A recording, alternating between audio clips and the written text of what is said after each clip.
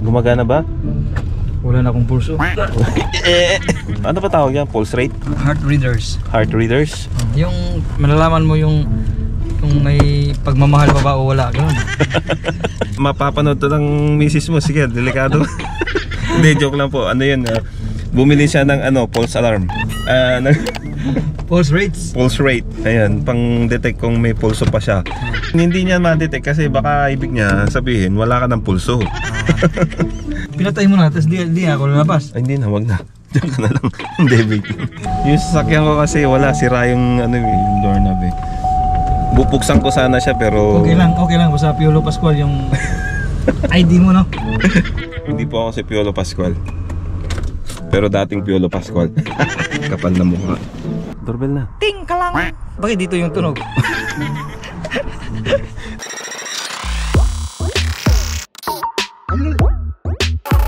Hello po. Ay, Nandito po kami sa bahay nila Kuya Dante.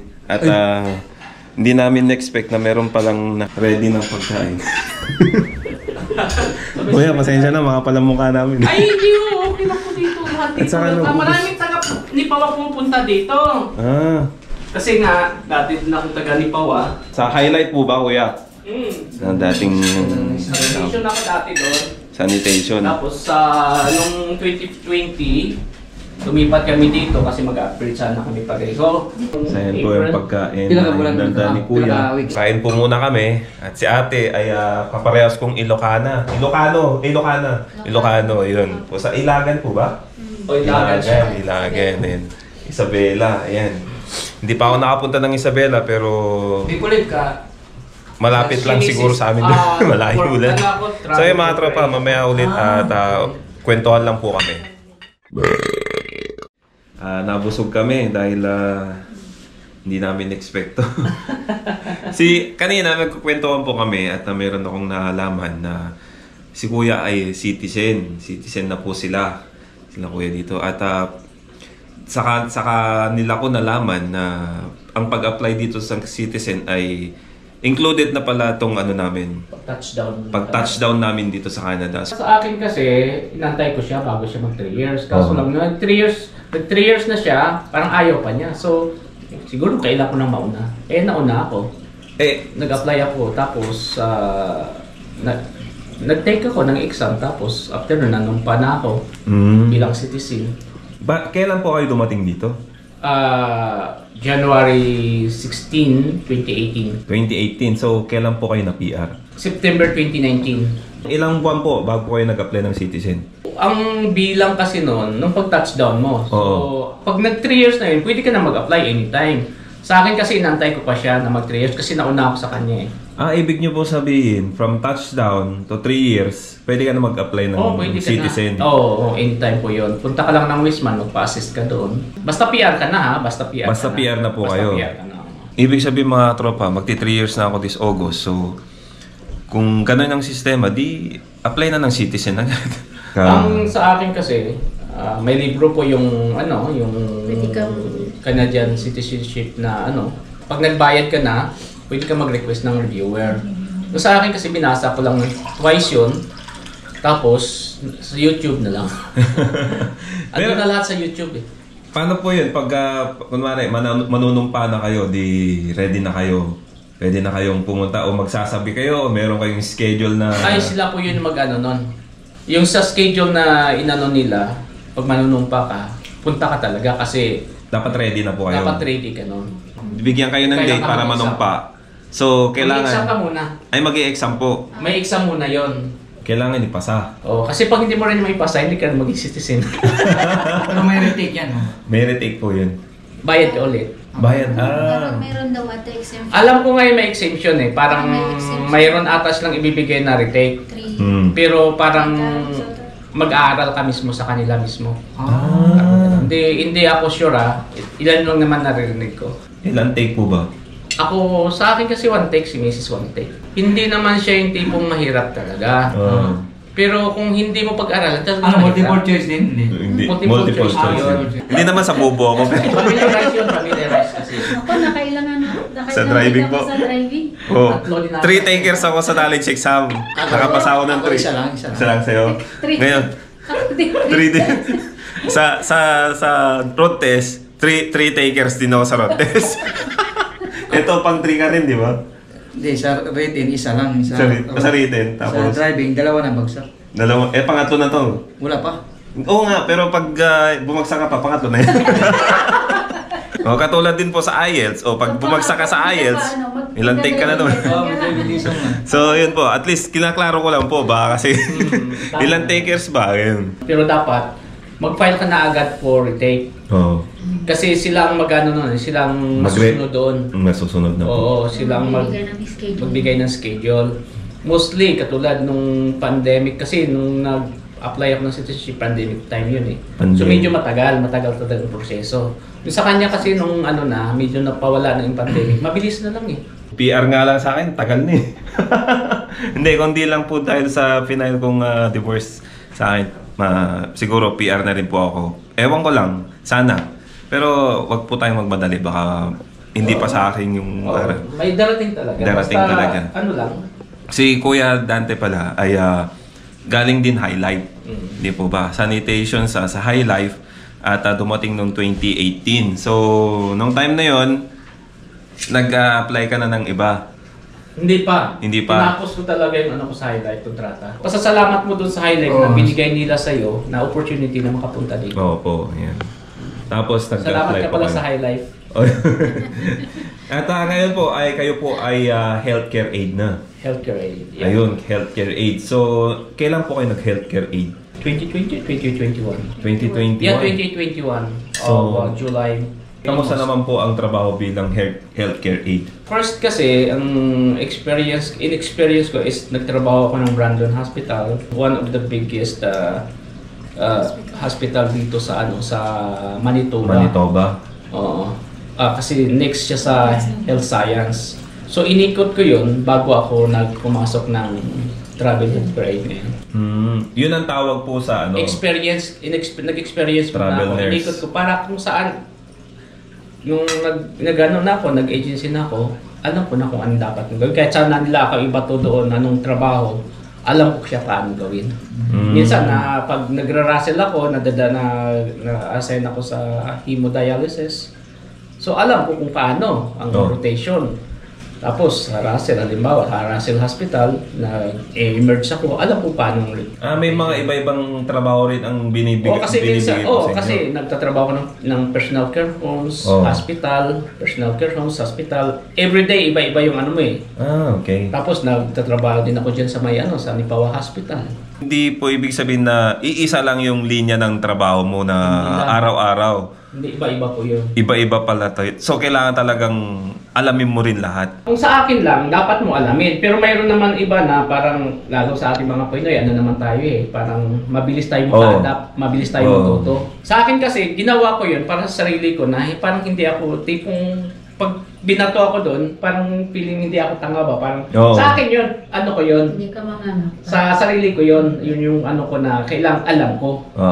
Pero mayroon naman na iba na diretso ng trabaho ng ganito-ganyan, pero okay naman. Natututunan din nila. Natututunan din po. Ngayon po, ang tanong ko, paano po ba ang kitaan? Sikreto po kasi yun eh. Ay, sikreto ba yan? Masasabi ko, medyo malaki siya ng konti sa High Life. At saka may pulit. Medyo magandang ano, pero... minimum. Above ano siya, above maximum ano. Halimbawa, kung bracket 6 ka sa High Life, above siya doon, medyo mataas siya. Mas mataas pa talaga. Mas mataas siya doon. Sa amin, marami na rin po kasi nag-healthcare aid. At sa kaalaman lang po, si Kuya po ang unang sumabak mag-healthcare aid. Parang nakitaan nila na okay naman pala. Oo. Sa akin kasi nung una, ang gusto ko lang doon, makalabas ako sa ganong trabaho. Sabi, kasi iniisip ko, sanitation, may chemical, Matanda na kasi ako eh. So sabi ko, paano ako makaalis sa ganitong trabaho? Sabi ko, anong first steps na makaalis ako dito? So nag-isip ako ng trabaho na yung tipong alam ko makakahanap ako agad. So alam ko healthcare aid kasi maraming kailangan nung time yun. Kasi pandemic time din eh. Kaya yun ang trabaho ko ngayon. And then, first steps ko yun, pero balak ko pa rin talaga mag-upgrade ulit. Natuwa mo ba nagtrabaho ng ganyan sa medical field sa Pinas? Hindi. Although... Wala kang experience?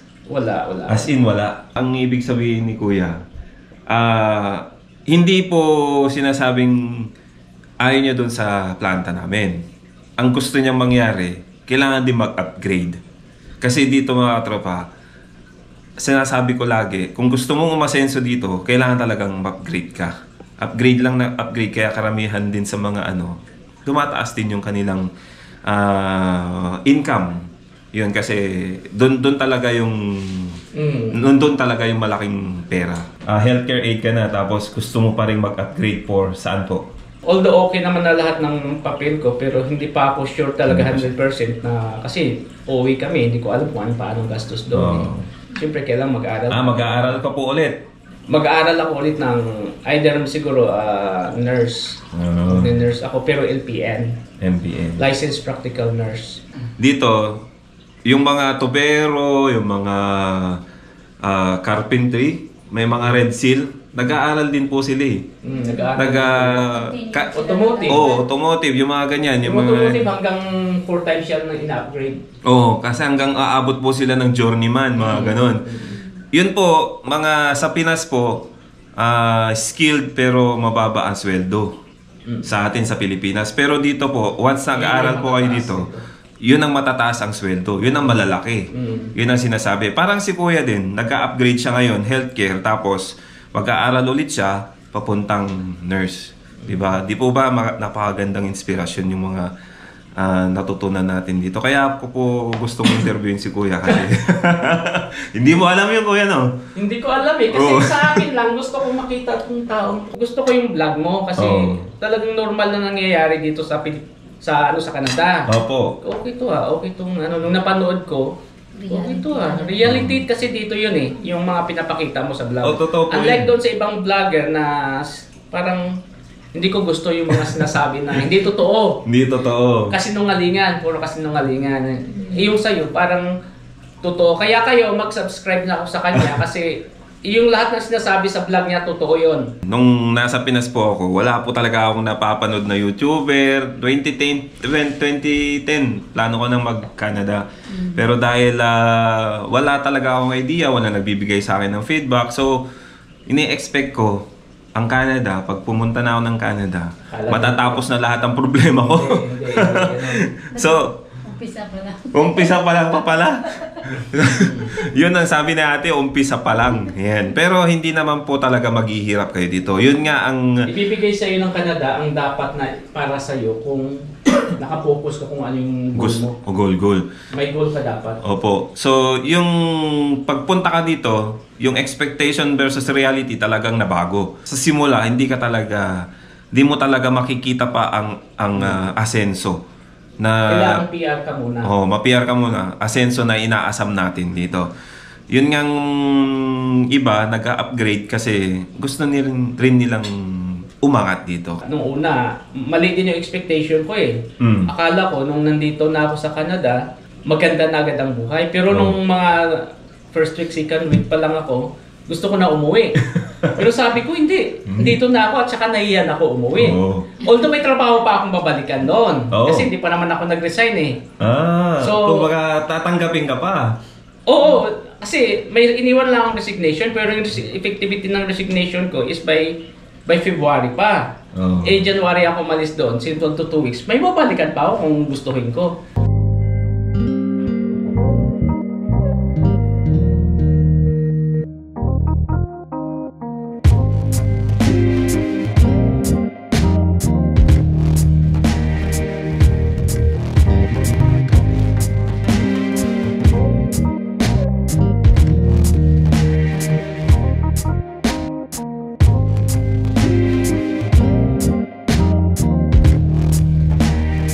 Hello, Oscar. Oscar po pangalan? Oscar po talaga siya. Oscar? Oscar yung ano yan, pangalan ng isda na yan. Akala ko Oscar ang pangalan niya, yung pala. Hindi Oscar talaga. Oscar pala talaga yung isda na yon. So, wala po kasi akong alam sa isda. Medyo mahal na rin yung ganyan kalaki. Kumain lang ng isda ang alam ko eh. Ito kong bahay ni Kuya. Ayan o. Actually, ganito yata yung pangarap kong TV curve. Mura lang dito yan, pero sa Pinas medyo mahal. Aba, relax na relax tong matandang to. Siyempre, may edad na, ganyan talaga yung upuan. Magalaw. Ilan taon ka na ba? 39. Mukhang itong bahay na to ay parang 1970s. Mga ganun. Mga ganun po, no? So, yun, no? Kahoy ko yun? Oo, parang mahogany eh. Pwede mo yung yung ulo mo rito. Subukan natin. Hindi, ayun na yung ulo ko. Oo, ayun, nga pala, no? Yung kuha nyo dito sa bahay nyo na to, Pandemic time kasi ito, kaya medyo mura. Pero ngayon to, nasa 300 plus na siya. Ang worth na po. Nasa 300. 350. Hindi pa, mahal din, no? Mahal na rin sa Nipawang ngayon. So dito, Yung bahay kasi sa interest po. Ito kasi murang interest nito.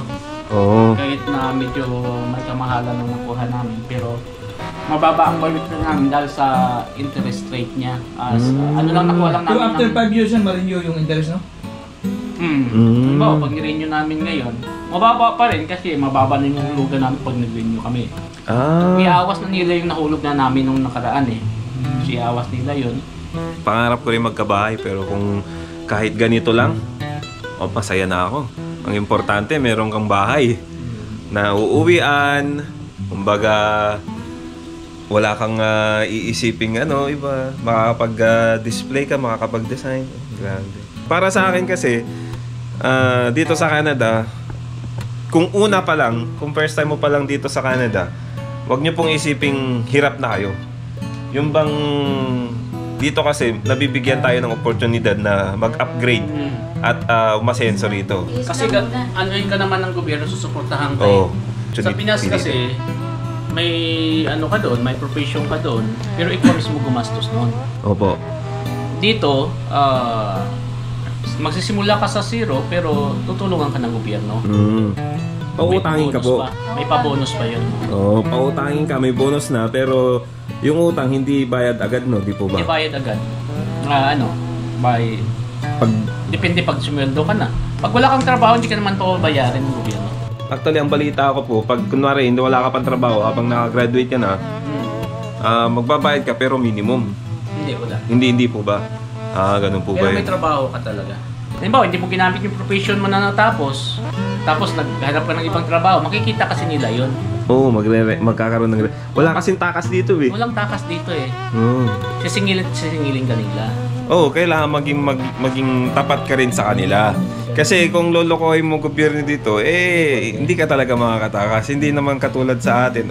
Sabi na naman, hindi ko minamaliit ang ating bansa. Yun lang talaga ang natutong nangyayari.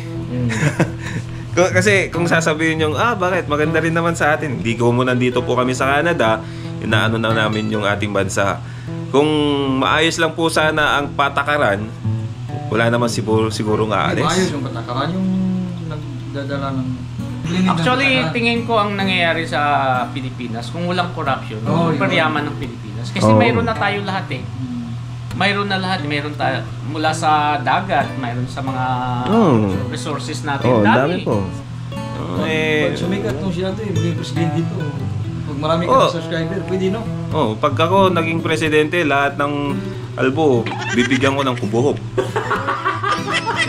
Yun ang una kong batas na gagawin. Kasi siyempre, para maging pogi. Yung hindi na... Transplant. Implant na. Ilagay na sa ulo. Yun ang una kong i-implement. Kaya iboto nyo ako, mga kalbo. Shout out nga po pala kay Boy and Emmy Torres at saka June and G and Fogata Farm Boy of Midsayap, North Cotabato. At saka shoutout din nga po pala sa mga katrabaho ko sa High Life, si Crisanto at Crisaldi, Cristobal, Quinya at Chrisley. Ayan.